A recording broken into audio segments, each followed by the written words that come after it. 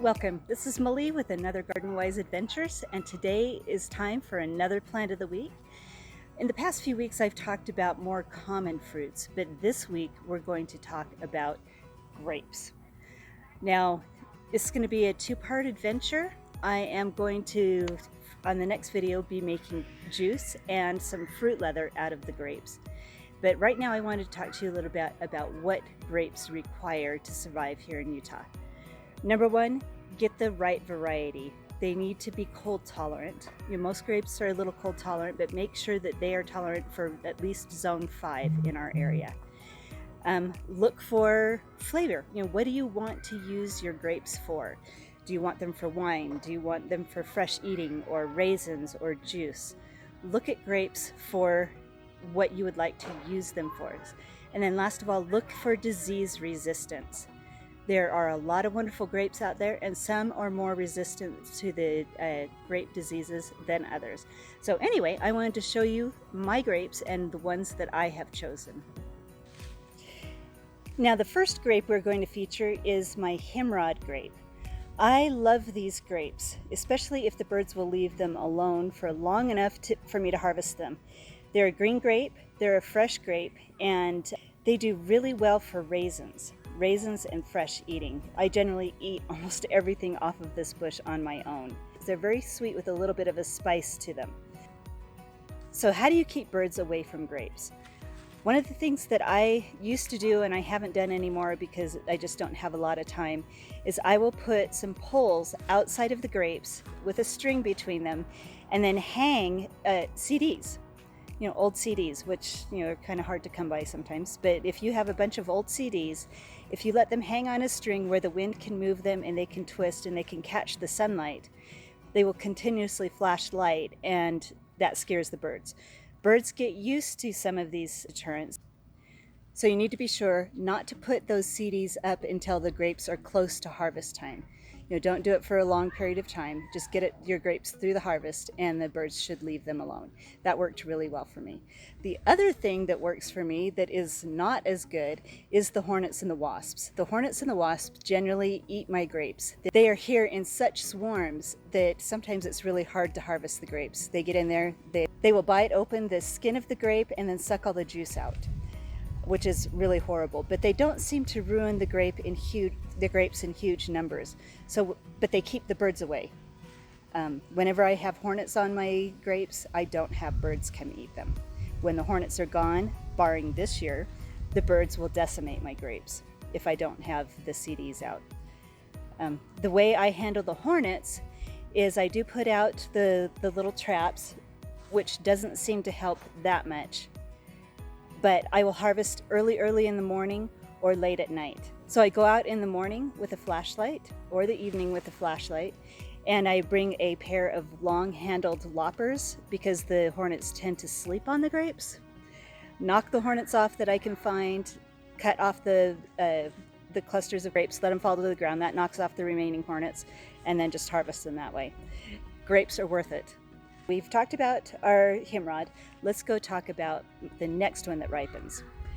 And that is actually the other thing I wanted to talk about. I have 5 varieties of grapes, and they each ripen in order. So the Hamrod is always first. Within a week of the Hamrod comes the Candice. And then comes one called Jupiter that I won't be showing you. The Jupiter grape I'm going to tear out. I have not been pleased with that one.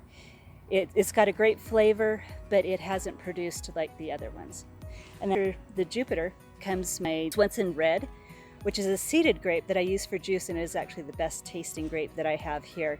And then at the end of the season is the wonderful Concord grape. So let's go look at the other grapes and see what they look like. So here we are with my Candice grapes. I love Candice grapes for raisins and for fresh eating. They have a little more fruity taste than the Hamrod, which has the more spicy flavor. And I think the color is absolutely gorgeous. They're ones also that I can eat almost the entire vine on my own, other than it's a great producer. Now the Candice grape, one thing you need to watch for is it is not as vigorous a grower as the other grapes.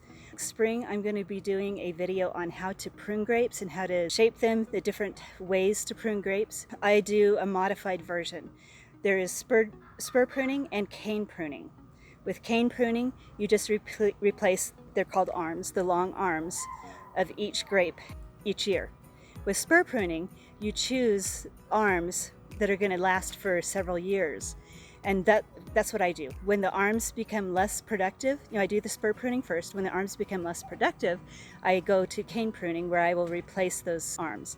Now with the Candice, it's starting to get less and less productive, but it has not produced a new vine that would work as a new arm for me yet, and it is probably 6 years old.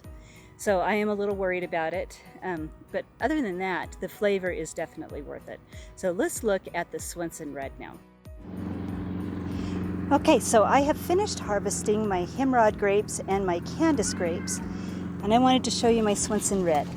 They are getting close to being ripe right now. I think they are absolutely a gorgeous grape.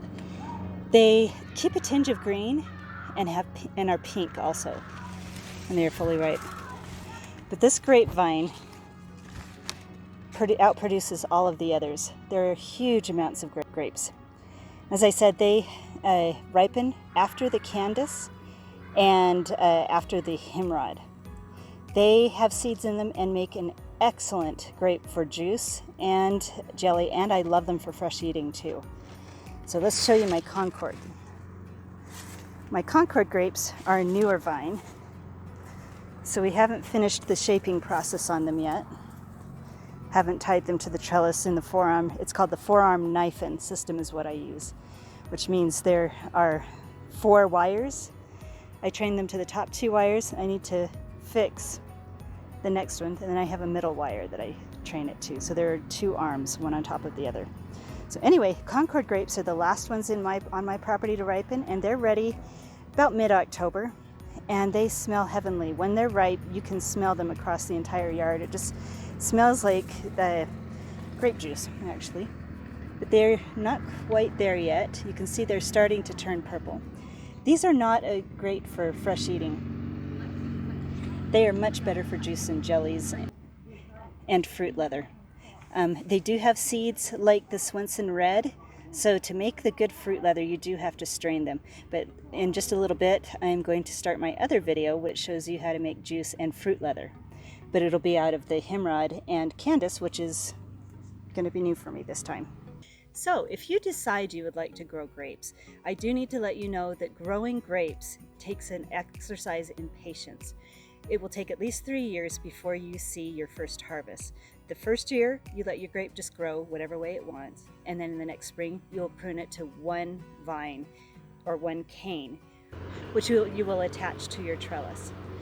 The second year, it will form the arms, the canes that I was talking about, where you spur prune or cane prune, and that is where the fruiting vines will come from. Your third year, you will start to get a small harvest. So my Concord grape is in its 3rd year, so I just got a small harvest on that one, but I'm really happy to see it. My previous Concord grape died. I am not sure exactly why. Maybe the irrigation got cut off to that area. Anyway, that is fixed, and then my new Concord is starting to thrive. So I love my Concord grapes. So anyway, have patience if you want grapes. I'm going to take you on the next part of our adventure in the next video, and that's going to be creating juice and fruit leather. I normally do that with the Swenson Red and the Concord, but this time I'm going to try the Hamrod and the Candice together and see if they make a good juice and a good fruit leather. So until we get to that video, I hope you have a wonderful garden adventure, and I hope you decide to grow some grapes.